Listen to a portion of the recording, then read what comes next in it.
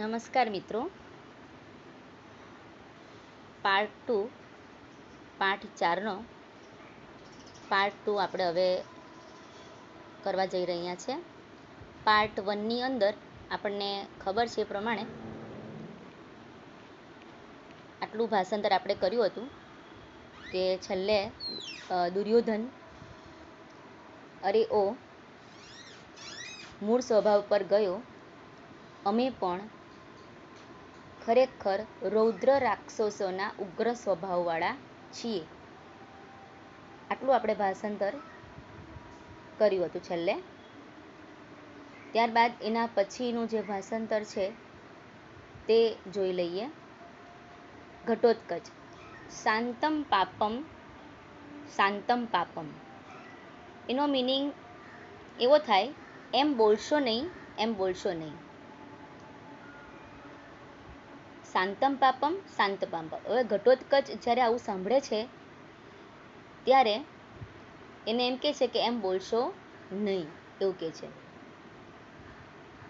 પછી કહે છે રાક્ષસભ્ય અપી, અહીંયા સંધિ છે, રાક્ષસેભ્ય પ્લસ અપી, ભવંતઃ પ્લસ એવ, અહીંયા પણ સંધિ છે. આ બંને સંધિ છે. રાક્ષસેભ્ય પ્લસ અપી, ભવંતઃ પ્લસ એવ. ક્રૂરતરાહ, વધારે ક્રૂર છો, એમ બોલશો નહીં, રાક્ષસો કરતા પણ, ભવંત એવ, આપ જ વધારે ક્રૂર છો. વિદ્યાર્થી મિત્રો, આ ખાલી જગ્યા તમને પૂછાઈ શકે. ખાલી જગ્યામાં એવું હોય કે ભવંતઃ ખાલી જગ્યા અપી ક્રૂરતરાહ, ભવંતઃ ખાલી જગ્યા અપી ક્રૂરતરાહ, તો રાક્ષસેભ્ય પાંચમી વિભક્તિ આવશે, ના કરતા. જ્યારે ના કરતા એવું આવે ત્યારે પાંચમી વિભક્તિ આવે, તો અહીંયા ખાલી જગ્યામાં તમારે ના કરતા એટલે પાંચમી વિભક્તિ મૂકવી પડે, રાક્ષસેભ્ય. શાંતમ પાપમ શાંતમ પાપમ, એમ બોલશો નહીં, એમ બોલશો નહીં, રાક્ષસો કરતાં પણ આપ જ વધારે ક્રૂર છો. કુતઃ, કેમ ક્રૂર છો એનું કારણ એક જણાવે છે. મેં તમને લોકોને પહેલેથી એની જે કથા વસ્તુ છે કહી દીધી છે. કારણ કે, કુતઃ એટલે કારણ કે. કારણ કે હવે શું કામ એ લોકો રાક્ષસો કરતાં પણ વધારે ક્રૂર છે, વધારે નિર્દય છે? કારણ કે રાક્ષસો એમ કહે છે કે રાક્ષસો પોતાના ભાઈઓને લાક્ષાગૃહમાં બાળી નાખતા નથી, અને રાક્ષસો પોતાની જે ભાઈની પત્ની હોય એને માથા પર તેવી રીતે સ્પર્શ કરતા નથી. તો જોઈએ આપણે ભાષાંતર. નિશાચરા છેલ્લો શબ્દ લેવાનો છે. નિશાચરાહ, રાક્ષસો જતુગૃહે લાક્ષાગૃહમાં સુપ્તાન ભાતૃન, સુતેલા ભાઈઓને ન દહંતી, બાળતા નથી. રાક્ષસો જતુગૃહે એટલે કે રાક્ષસો લાક્ષાગૃહમાં સુતેલા ભાઈઓને ન દહંતી, બાળતા નથી. ફરી પાછું બીજો શબ્દ છે નિશાચરાહ. પાછો એ જ શબ્દ, છેલ્લો શબ્દ પાછો લેવાનો છે. નિશાચરાહ, રાક્ષસો શિરસી, શિરસી એટલે કે માથા પર, ભતૃઃ પત્ની, ભાઈની પત્નીને, ન સ્પૃશંતી, સ્પર્શ કરતા નથી. તથા એટલે તેવી રીતે સ્પર્શ કરતા નથી.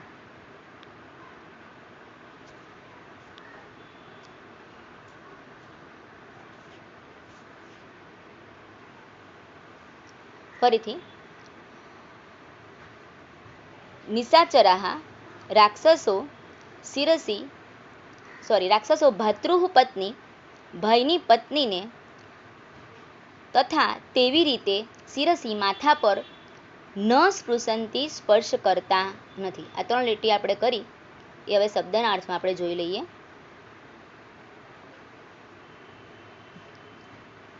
શાંતમ પાપમનો અર્થ અહીંયા લખેલો છે, એમ બોલશો નહીં.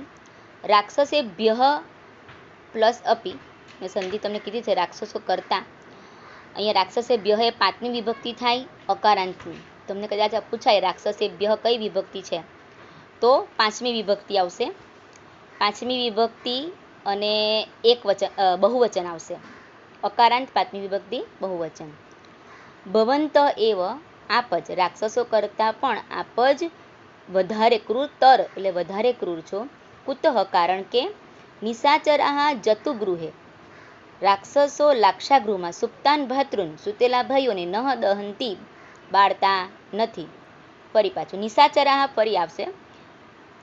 રાક્ષસો ભાતુઃ પત્ની ભાઈની પત્નીને શિરસી મસ્તક પર તથા ન સ્પૃશંતી તેવી રીતે સ્પર્શ કરતા નથી. તેવી રીતે સ્પર્શ કરતા નથી. હવે અહીંયાથી એક પ્રશ્ન થાય. આ ગુજરાતી એક પ્રશ્નનો તમે અહીંયા જવાબ આપી શકો એમ છો કે ઘટોત્કચ દુર્યોધનને રાક્ષસથી પણ વધારે ક્રૂર શા માટે માને છે? ઘટોત્કચ દુર્યોધનને રાક્ષસોથી વધારે ક્રૂર કેમ માને છે? તો ઘટોત્કચ દુર્યોધનને રાક્ષસથી પણ વધારે ક્રૂર માને છે કારણ કે શું નથી કરતા? રાક્ષસો લાક્ષાગૃહમાં સૂતેલા ભાઈઓને બાળતા નથી. જ્યારે દુર્યોધને 5 પાંડવોને લાક્ષાગૃહમાં બાળવાનો પ્રયત્ન કર્યો હતો. અને રાક્ષસો ભાઈની પત્નીને માથા પર એટલે મસ્તક પર તેવી રીતે સ્પર્શ કરતા નથી. દુશાસને દ્રૌપદીને માથાના વાળ ખેંચીને એ રાજસભામાં લાવ્યો હતો. આવું ક્રૂર કૃત્ય રાક્ષસો કરતા નથી. આથી અહીંયા ઘટોત્કચ દુર્યોધનને વધારે ક્રૂર માને છે. તમારા પ્રશ્નનો જવાબ આવી ગયો. આગળ હવે આપણે આટલું ભાષાંતર આપણું થઈ ગયું છે. હવે આગળ આપણે પાઠમાં જોઈએ. ચલો હવે આ 3 લીટી જુઓ. હવે આગળ દુર્યોધનથી. હવે એણે એવું કીધું એટલે દુર્યોધનને ગમતું નથી કારણ કે સાચું કે એ બધાને કડવું લાગે. એટલે દુર્યોધન કહે છે કે દૂતઃ ખલુ ભવાન પ્રાપ્તો ન ત્વમ યુદ્ધર્થમ આગતા. ખરેખર આપ, ખલુ એટલે ખરેખર, ભવાન એટલે આપ, દૂતઃ પ્રાપ્ત દૂત બનીને આવ્યા છો, ન ત્વમ યુદ્ધાર્થમ આગતઃ તમે યુદ્ધ કરવા માટે આવ્યા નથી. ખરેખર તમે દૂત બનીને આવ્યા છો, યુદ્ધ કરવા માટે નથી આવ્યા. કારણ કે આ જે વાક્યો છે એ ઉશ્કેરવા લાયક વાક્યો ઘટોત્કચ બોલે છે, પણ સાચા બોલે છે. ગૃહીત્વા ગચ્છ સંદેશમ. ગૃહીત્વા એ અહીંયા સંબંધક ભૂતકૃદંત છે. ગચ્છ એટલે જા, સંદેશમ એટલે સંદેશો. સંદેશો લઈને જા, વયમ ન દૂતઘાતકાઃ અમે દૂતને હણનારા નથી. ખરેખર આપ દૂત તરીકે આવ્યા છો, તમે યુદ્ધ માટે આવ્યા નથી. સંદેશમ ગૃહીત્વા ગચ્છ સંદેશો લઈને જા, ન વયમ દૂતઘાતકાઃ અમે દૂતને હણનારા નથી. આગળ ઘટોત્કચ સરોષમ રોષપૂર્વક. કેમ દૂત ઇતિમામ પ્રઘર્ષયસી. કેમ દૂત એમ મને અપમાનિત કરો છો? એમ કહીને, તમે કૌંસમાં લખો તો લખી શકાય, એમ કહીને મને અપમાનિત કરો છો. મા તાવત ભો, જો એમ હોય તો, મા તાવત ભો જો એમ હોય તો એમ થશે. ન દૂત અહમ હું દૂત નથી. ન દૂતો અહમ હું દૂત નથી. પ્રહરદ્વમ પ્રહાર કરો. સમાહતા ભેગા થઈને પ્રહાર કરો. આપણે આ 3 લીટી સર્વે ઉત્તિષ્ઠંથી બધા ઊભા થઈ જાય છે. એને ઉશ્કેર્યા બધાને. જો એમ હોય તો એમ કે બધા ભેગા થઈને, હું દૂત નથી, હવે બધા ભેગા થઈને મને મારા પર પ્રહાર કરો. સર્વે ઉત્તિષ્ઠંથી બધા ઊભા થઈ જાય છે. આટલા 3 વાક્યો પાછા આપણે જોઈએ શબ્દના અર્થની અંદર. હવે અહીંયા દૂતઃ પ્લસ અહમ એક સંધિ આવી છે. અને પ્રહરદ્વમ એ ધાતુ રૂપ ઓળખવાનું છે. પ્રહરદ્વમ એટલે પ્રહાર કરો, આદેશ આપે છે, પ્રહાર કરો મારા પર. એટલે આજ્ઞાર્થ આવે. આજ્ઞાર્થ મધ્યમ પુરુષ બહુવચન. એ આવહે આમહે સ્વ ઇથામ ને દ્વમ. તો એ દ્વમ પ્રત્યય અહીં લાગેલો છે એટલે અહીંયા આજ્ઞાર્થનું મધ્યમ પુરુષનું આત્મનેપદનું બહુવચન રૂપ આવશે. આ 3 લીટી આપણે ફરી આપણે શબ્દના અર્થમાં જોઈશું. તો જુઓ શબ્દના અર્થ. અહીંયાથી શરૂ થશે. ખલુ દૂત ભવાન પ્રાપ્ત, ખરેખર દૂત તરીકે આપ આવ્યા છો. તો આમ યુદ્ધાર્થમ ના આગત, તમે યુદ્ધ માટે આવ્યા નથી. તમે યુદ્ધ માટે આવ્યા નથી. સંદેશમ ગૃહીત્વા ગચ્છ, સંદેશો લઈને જા. તો અહીંયા સંબંધક ભૂતપ્રધાન લખ્યું છે મેં. વયમ દૂતઘાતકાહ ન, અમે દૂતને હણનારા નથી. આ વયમ દૂતઘાતકાહ ન શબ્દ, આ વાક્ય જે છે ને, તમને ગુજરાતી વાક્યનું સંસ્કૃત કરો એમાં પૂછાય છે કે ભાઈ ગુજરાતી વાક્ય આપ્યું હોય, અમે દૂતને હણનારા નથી, તેનું સિમ્પલ ભાષાંતર થશે અમે એટલે વયમ. દૂતને હણનારા માટે શબ્દ છે, દૂતઘાતકાહ અને નથી એટલે ન. સરોષમ રોષપૂર્વક. કહ દૂત ઇતિમામ પ્રગર્ષય, કેમ દૂત ઇતિમામ પ્રગર્ષય? દૂત ઇતિ એ પણ સંધિ છે. બાજુમાં સ્વર આવે તો વિસર્ગનો લોપ થાય, ને સંધિ કરે તો વિસર્ગનો લોપ થાય, અને સંધિ છૂટી પાડે તો વિસર્ગ આવી જાય. દૂત પ્લસ ઇતિ. કેમ દૂત એમ મને અપમાનિત, એમ કહી મારું અપમાન કરો છો, મને અપમાનિત કરો છો?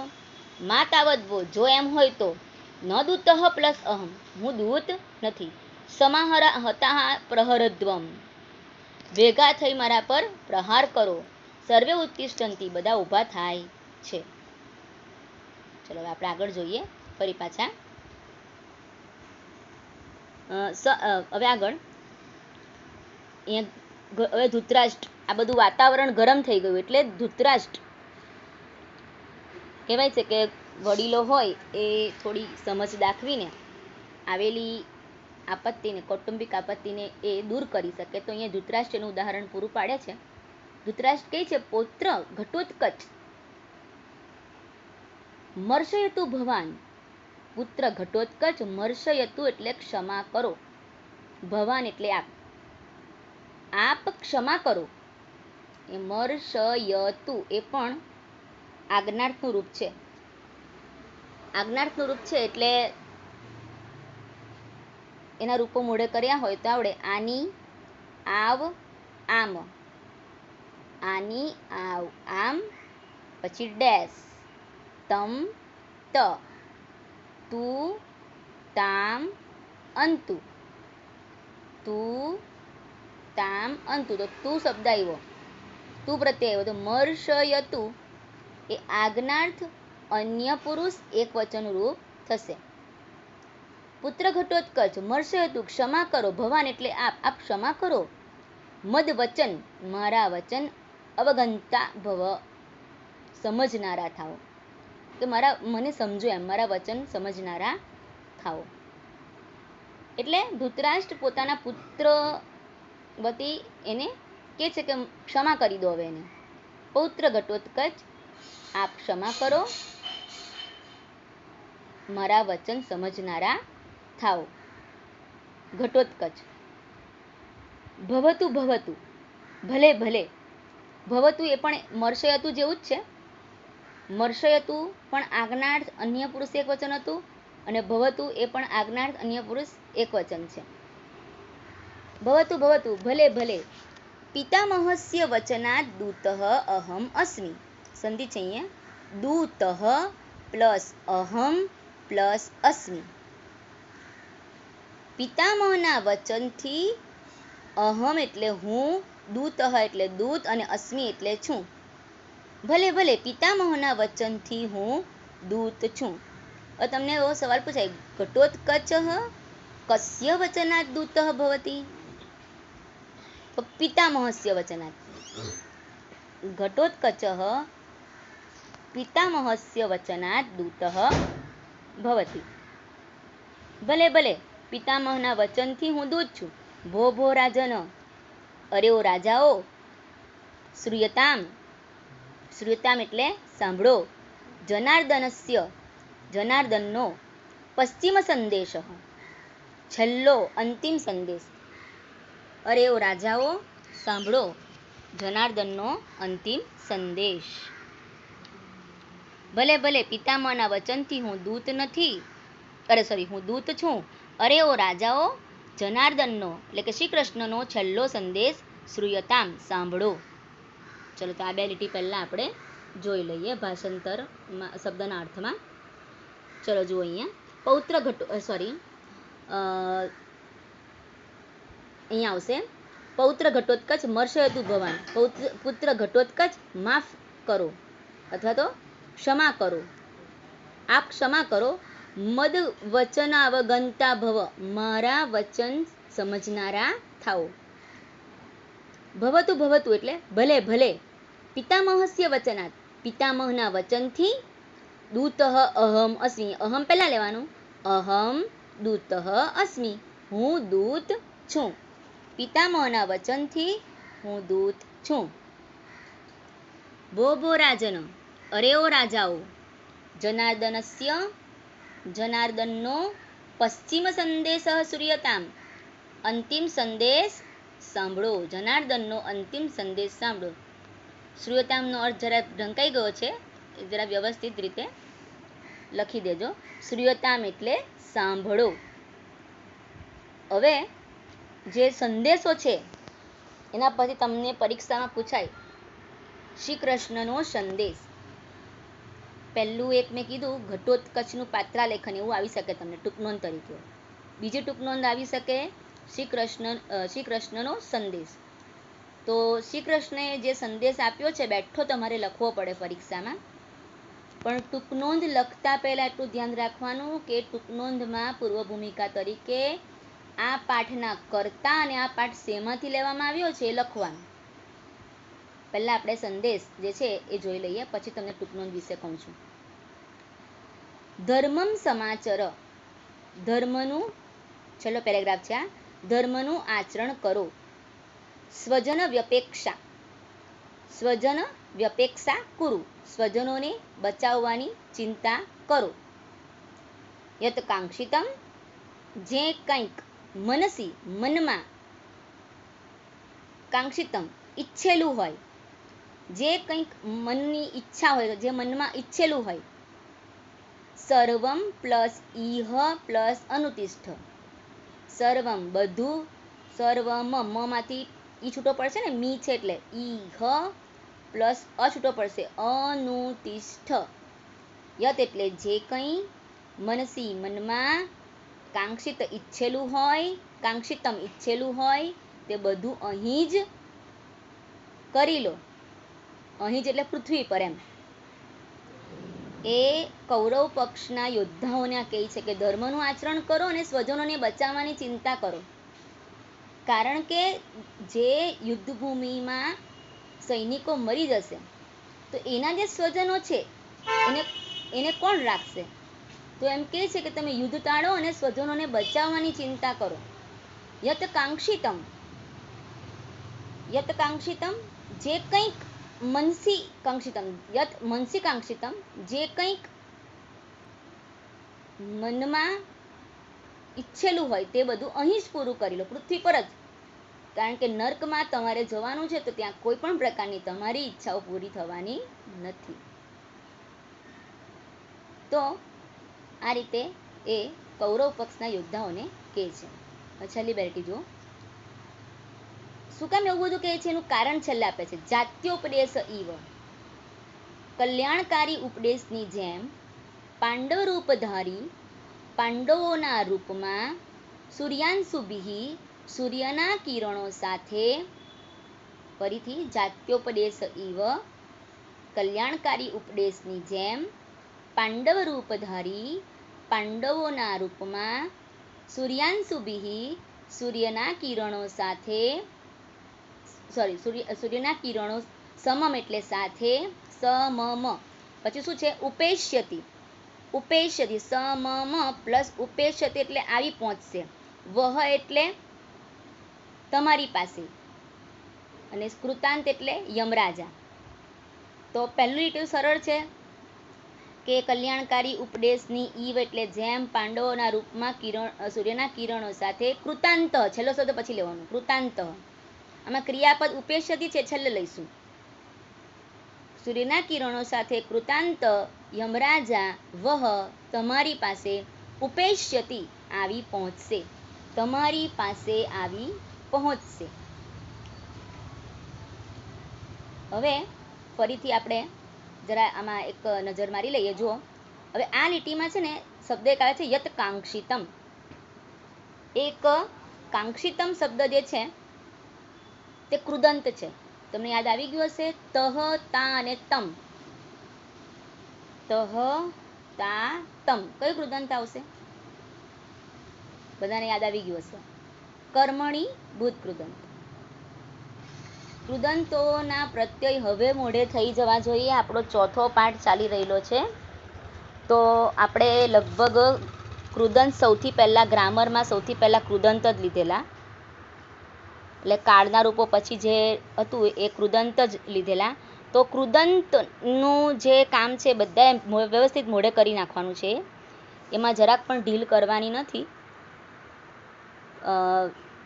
આ જે COVID-19નો જે મહામારી આવી છે ને, એમાં કદાચ તમારા પાઠ 30%માં ઓછા થાય, પણ ગ્રામર કોઈ પણ સંજોગોમાં ઓછું થવાનું નથી. એટલે ગ્રામર ઉપર ખાસ ભાર મૂકજો. વિદ્યાર્થીઓ ગ્રામર વાંચજો. આ સૂચના અંતે ન આપવાનું કારણ કે તમે પછી સાંભળો કે ન સાંભળો, એટલે અત્યારે કહી દઉં છું. હવે આના જે શબ્દના અર્થ છે છેલ્લા પેરેગ્રાફના, તે જોઈ લઈએ આપણે. જો અહીંયાથી આવશે, બો રાજન, અરે ઓ રાજાઓ, સાંભળો જનાર્દનનો અંતિમ સંદેશ સાંભળો. ધર્મમ સમાચર, ધર્મનું આચરણ કર. સ્વજન વ્યપેક્ષામ કરું, સ્વજનોને બચાવવાની ચિંતા કરો. આગળ, યત કાંક્ષિતમ મનસી, યત કાંક્ષિતમ મનસી ઉપર લખ્યું છે જે કંઈ મનમાં ઈચ્છેલું હોય. સર્વમ વત્તા ઈહ વત્તા અનુતિષ્ઠ, બધું અહીં કરી લો, બધું અહીં કરી લો. જાત્ય ઉપદેશે ઇવ, હિતકારી ઉપદેશની જેમ. પાંડવ રૂપધારી કૃતાંત, પાંડવ રૂપધારી યમરાજ. સૂર્યાંશુભિ, સૂર્યના કિરણો સમમ સાથે. ઉપેશ્યતિ વહ, તમારી પાસે આવી પહોંચશે. વહ પહેલાં લઈ લેવાનું છે, વહ તમારી પાસે સૂર્યના કિરણો સાથે આવી પહોંચશે. તો આ રીતે આ થશે. હવે અહીંયા સૂર્યાંશુ બિહી શબ્દ છે. બિહી ક્યારે આવે? વિભક્તિ ઓળખાવાની છે. નામ છે આ સૂર્યાંશુ, એટલે કે અંશ એટલે કિરણ. અંશુ ઉકારાંત છે, પણ બિહી શબ્દ બધામાં સેમ જ આવે છે. ત્રીજી વિભક્તિ બહુવચન, પણ ઉકારાંત ત્રીજી વિભક્તિ બહુવચન. એ ત્રીજી વિભક્તિ અહીંયા કેમ આવી? કારણ કે સમમ શબ્દ સાથે છે. જુઓ, સમમ હોય ત્યારે ત્રીજી વિભક્તિ આવે. સહ, સાર્ધમ, સાકમ અને સમમ. સહ, સાર્ધમ, સાકમ અને સમમ, આવા 4 અવ્યયનો અર્થ એક જ થાય, સાથે. એની સાથે ત્રીજી વિભક્તિ આવે. તો આ રીતે થશે. હવે આ બધા સવાલ મેં તમારા પાઠના 8 સવાલ અહીંયા ઉતારેલા છે. એના જવાબ પણ અહીંયા ઉતારી દીધા છે. બરાબર છે, મેં સોલ્વ તો કરાવ્યા જ છે, પણ એના જવાબ પણ બધા અહીંયા ઉતારી દીધા છે તમારી સગવડતા ખાતર. હવે આપણે જે આવવાનું છે તે ટૂંકનોંધ તરફ. તો ટૂંકનોંધ છે એમાં તમારે આ 4 લીટીનું ભાષાંતર ખાસ લખવાનું છે. શ્રી કૃષ્ણનો સંદેશ સાથે પૂર્વ ભૂમિકા એ બાંધવાની કે અભિમન્યુના મૃત્યુથી અર્જુનનો કલ્પાંત સાંભળીને શ્રી કૃષ્ણ ભગવાન એક અંતિમ વાર, એક છેલ્લી વાર કૌરવોને યુદ્ધ ન કરવા માટેનો સંદેશો મોકલાવે છે. અને આ શ્રી કૃષ્ણનો અંતિમ સંદેશો લઈને ઘટોત્કચ જાય છે. જ્યારે દુર્યોધન અને શકુની સાથે તેના ધારદાર રોચક સંવાદો યોજાય છે, ત્યારે અંતે ધૃતરાષ્ટ્રના કહેવાથી ઘટોત્કચ દૂત બનીને અંતિમ સંદેશો આપે છે કે હે રાજાઓ, સાંભળો, ધર્મનું આચરણ કરો, સ્વજનોને બચાવવાની ચિંતા કરો, જે કંઈક મનમાં ઈચ્છેલું હોય એ બધું અહીં જ પૂરું કરી લો. કલ્યાણકારી ઉપદેશની જેમ પાંડવોના રૂપમાં સૂર્યના કિરણો સાથે કૃતાંત યમરાજા વહ તમારી પાસે આવી પહોંચશે. આટલું તમારે લખવાનું રહેશે. તો મિત્રો, બધી જ વસ્તુ મેં તમને કરાવી દીધી છે. હવે તમે જ્યારે સ્વાધ્યાય જોશો તમારા ચોપડીનું સ્વાધ્યાય જોશો તો ચોપડીના સ્વાધ્યાયના દરેકે દરેક સવાલ અહીંયા થઈ ગયા છે, ખાલી જગ્યા સિવાયના દરેકે દરેક સવાલ અહીંયા થઈ ગયા છે. હવે એક પ્રશ્ન 9 અને પ્રશ્ન 6, પ્રશ્ન 9 અને 6 નથી કરવાનો, 9 હું તમને લખીને મોકલી આપીશ. એ ગુજરાતી વાક્યનું સંસ્કૃત છે, એ હું તમને લખીને મોકલી આપીશ. ન લખાય તો પણ વાંધો નથી, એ આપણે છેલ્લે જોઈશું. એટલે હમણાં એની જગ્યા છોડી મૂકજો. પ્રશ્ન 6 તો લખવાનો જ નથી. જો પ્રશ્ન 1 મેં સોલ્વ કરાવી દીધો છે, પ્રશ્ન 2 સોલ્વ કરાવી દીધો, પ્રશ્ન 3 સોલ્વ કરાવી દીધો, 4, પછી પ્રશ્ન 5, પ્રશ્ન 7 પણ સોલ્વ થઈ ગયો છે, પ્રશ્ન 8 પણ સોલ્વ થઈ ગયો છે, પ્રશ્ન 9 તમારે કરવાનો નથી, પ્રશ્ન 10 પણ મેં સોલ્વ કરાવી દીધો છે, અને પ્રશ્ન 11 પણ મેં સોલ્વ કરાવી દીધો છે. બધા પાઠ ચલાવવાની સાથે સોલ્વ થઈ ગયા છે. એટલે મારે ફરી સ્વાધ્યાય કરાવવાનું રહેતું નથી, મેં પહેલાં જ કહી દીધેલું. પાઠ ચાલે એની સાથે સાથે જ આપણે બધું સોલ્વ કરાવીએ જ છીએ. તો હવે આપણું અહીંયા કામ, ચોથા પાઠનું કામ આપણું અહીંયા પૂરું થાય છે. અને જો કોઈ પ્રશ્ન હોય તો મેસેજ અથવા તમે મને કોલ કરી શકો છો. અત્યાર સુધી એટલા બધા જવાબદાર છોકરાઓ છે કે મને કોઈ કોલ કરતા નથી. ટીચરોને ડિસ્ટર્બ કરવાનું કદાચ કોઈને ગમતું નથી, એ વાત તમારી સારી છે. પણ પછી એવું પણ હોઈ શકે કદાચ તમે વાંચતા જ નહીં હોય એટલે પ્રશ્ન ક્યાંથી થાય. બરાબર છે? આ કોઈ કોમેડી કરતી નથી હું. તમારે ચોક્કસપણે આ વાંચવાનું છે. સમજ ન પડે તો મને પૂછવાનું છે. તો ગૃહ કાર્યની અંદર શબ્દના અર્થ લખવાના, ત્યારબાદ ભાષાંતર લખવાનું છે, અને સ્વાધ્યાયમાં પ્રશ્ન 6 અને 9 સિવાયનું બધું જ લખવાનું છે. અને બધું મેં સોલ્વ કરાવી દીધું છે. છતાં પ્રશ્નો સિવાયનું બધું બોલી જાઉં છું. એકવાર હું પ્રશ્ન 3 થી બોલું છું. શ્રોતવ્ય પ્રયુક્ત કૃદંત થશે. તવ્ય છે એટલે તવ્ય એટલે વિદ્યાર્થ કૃદંત. પરિત્યજ્ય ય આવ્યો એટલે સંબંધક ભૂત કૃદંત. અભિગત તહ આવ્યું એટલે કર્મણી. ઉપસૃત્ય સંબંધક ભૂત કૃદંત. દ્રષ્ટુમ ટુમ આવ્યું એટલે હેત્વર્થ કૃદંત. ત્યારબાદ કાંક્ષિતમ તમ આવ્યું એટલે કર્મણી ભૂત કૃદંત. સંધિ છે ઘટોત્કચોહમ ઘટોત્કચઃ પ્લસ અહમ. શકુની રેસહ શકુનિ પ્લસ એસહ. દૂતોહમ અસ્મિ એટલે દૂતઃ પ્લસ અહમ પ્લસ અસ્મિ. દૂત ઇતિ એટલે દૂતઃ પ્લસ ઇતિ. આ તમારા સ્વાધ્યાયનો પ્રશ્ન 3 અને 4 મેં કમ્પ્લીટ કરાવ્યો. હવે પ્રશ્ન 5 ઉપર જઈએ છીએ સ્વાધ્યાયમાં. તમે ચોપડી લઈને જ બેઠા હશો એટલે હું ચોપડીમાંથી ડાયરેક્ટ જ જોઈને બોલું છું. કુરુકુલ પ્રદીપ, એનો સમાસ કયો થાય છે? 5મો પ્રશ્ન છે સમાસનો. તો એનો સમાસ કુરુકુલ પ્રદીપ મેં તમને કરાવી દીધું છે. કુરુકુળનો તેજસ્વી દીવો. નો આવ્યું એટલે ષષ્ઠી તત્પુરુષ સમાસ થાય. બીજો છે ચક્રાયુધ. ચક્રાયુધ બોલતા આપણને કોણ નામ યાદ આવે છે? શ્રી કૃષ્ણનું. એટલે જ્યારે 2 નામ, બરાબર, એનું વિશેષણ થયું ચક્રાયુધ, એટલે બહુવ્રીહી સમાસ થશે. પુત્ર શોક સમુત્થિત, પુત્રના શોકથી ઊભો થયેલો, એ તૃતીય તત્પુરુષ થશે. અને ધૃતરાષ્ટ્ર, જેણે રાષ્ટ્રને ધારણ કર્યું છે તે, એટલે એ કયો સમાસ થશે? બહુવ્રીહી સમાસ. ધૃતરાષ્ટ્ર, જેણે રાષ્ટ્રને ધારણ કર્યું છે તે. પછી પ્રશ્ન 6 આપણને આવતો નથી. એ ગયા જે 2 વર્ષથી એ પૂછાતું નથી. નવા માળખા પ્રમાણે એ પ્રશ્ન આવતો નથી તમને. ત્યારબાદ પ્રશ્ન 7 છે એ નામ રૂપોનો પરિચય કરાવવાનો છે. મેં કરાવી દીધો તમને. પહેલું છે અંશુ ભીહી, હમણાં જ કરાવ્યું. ભીહી આવે એટલે ઉકારાંત તૃતીયા બહુવચન. પછી છે શકુનેહ, પંચમી અને ષષ્ઠી એક વચન. ઈકારાંત પંચમી ષષ્ઠી એક વચન. ઈકારાંત એટલે મુનિના રૂપ આપણને ખબર છે ને, મુનેહે મુનેહે, એવી રીતે શકુનેહે. ત્યારબાદ આશયા લતા, આશા લતા, તો લતયા કયું થશે? ત્રીજી વિભક્તિ એક વચન. તો અહીંયા આશયા પણ ત્રીજી વિભક્તિ એક વચન. ત્યારબાદ પિતામહમ, એ તો સાવ સહેલું છે, મ આવે એટલે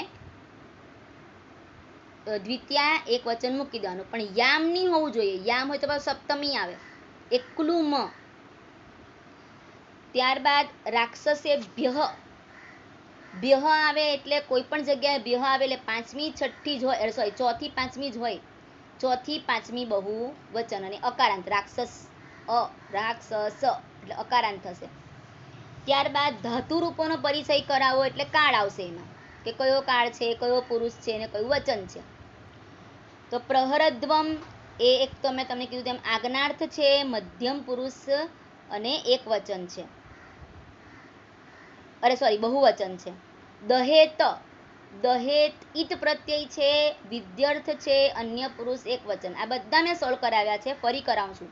ભવતુ છે, એ ભવતુ તું તામંતુ એટલે આજ્ઞાર્થ, અન્ય પુરુષ એક વચન. અને સમાચર એ પણ આજ્ઞાર્થ, અન્ય મધ્યમ પુરુષ એક વચન. કોઈ પ્રત્યય લાગ્યો નથી. ડેશ, આની આવામ ડેશ તમ થ, ડેશ આવે એટલે કોઈ પ્રત્યય નથી, એટલે સમાચરમાં કોઈ પ્રત્યય નથી, એટલે મધ્યમ પુરુષ એક વચન આવશે. અને એવી તો ઉદાહરણમાં ગચ્છ આપેલું છે, એનું પણ આ જ આવશે. ત્યારબાદ 10મો પ્રશ્ન છે, મેં તમને સોલ્વ કરાવ્યો જ છે. ઘટોત્કચ શકુનીને શું સલાહ આપે છે? કે તારા જુગારના પાસાને છોડીને બાણ ચલાવવા યોગ્ય થા. આ પણ મેં તમને કરાવી દીધો.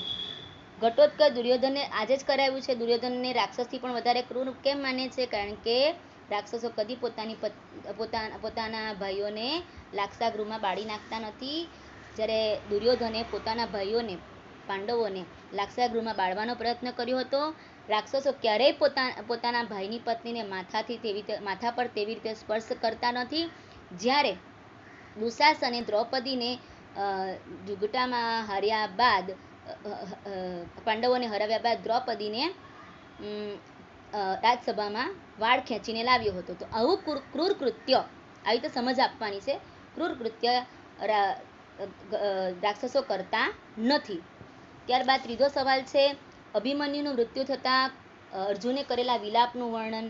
તેમાં હાય બેટા અભિમન્યુ, હાય બેટા કુરુકુળના તેજસ્વી દીપક, હાય બેટા યદુકુળના અંકુર, તારી માતા, મામા અને મને છોડીને તું પિતામહને જોવાની ઈચ્છાથી સ્વર્ગે સીધાવ્યો છે. આટલું આવશે. તો આ બધા સવાલ મેં સોલ્વ કરાવ્યા. ઘટોત્કચનું પાત્રાલેખન છે, એ પણ મેં સમજાવેલું. તમને સમજાવેલી વસ્તુ હું એકવાર બોલી જાઉં છું, તો તમે જોઈ લો. જો ઘટોત્કચ એ હિડિંબા રાક્ષસીનો ભીમથી થયેલો પુત્ર છે. તેનું માથું ગળા જેવું છે, ગળા જેવું અને વાળ વિહોણું હતું, એટલે એનું નામ ઘટોત્કચ પાડ્યું. કર્ણે અર્જુનના વધ માટે રાખેલી વિમલા શક્તિનો ઉપયોગ આના પર કરવો પડ્યો હતો. આ એક તમારા માટે જાણવા જેવી વસ્તુ છે કે કર્ણ પાસે એક શક્તિ હતી, વિમલા શક્તિ. એ ઇન્દ્રએ એને આપેલી હતી. એની વિદ્યા તો એ ભૂલી જ જવાનો હતો, પણ આ જે શક્તિ છે એ એની પાસે હતી, જે એને અર્જુનથી બચાવી શક્યો અથવા અર્જુનને વધ કરી શક્યો હતો. પણ એ અર્જુનનો વધ કરવા માટે જે વિમલા શક્તિનો એને પ્રયોગ કરવાનો હતો, તે પ્રયોગ એ ઘટોત્કચ પર કરી દે છે. આ એક વધારાની બાબત છે. ઘટોત્કચ કેવી રીતે મરી ગયેલો એની વાત કરેલી છે અહીંયા. પછી અહીંયા છે ઘટોત્કચના પાત્રમાં કે ઘટોત્કચ શ્રી કૃષ્ણના દૂત તરીકે ધૃતરાષ્ટ્રની સભામાં આવે છે. દુર્યોધન અને શકુની સાથેના સંવાદ રોચક અને નાટ્યરસ જન્માવે છે. બરાબર, એના જે રાજસભામાં આવે છે ત્યારબાદ એના જે શકુની અને દુર્યોધન સાથે જે સંવાદ છે કેવા છે? રોચક છે અને નાટ્યરસ જન્માવે એવા છે. અને અહીંયા ભાસે શું કર્યું છે? આને શરૂઆતમાં સમજાવેલું કે ભાસે અહીંયા રાક્ષસીના પુત્ર ઘટોત્કચનો ઉપયોગ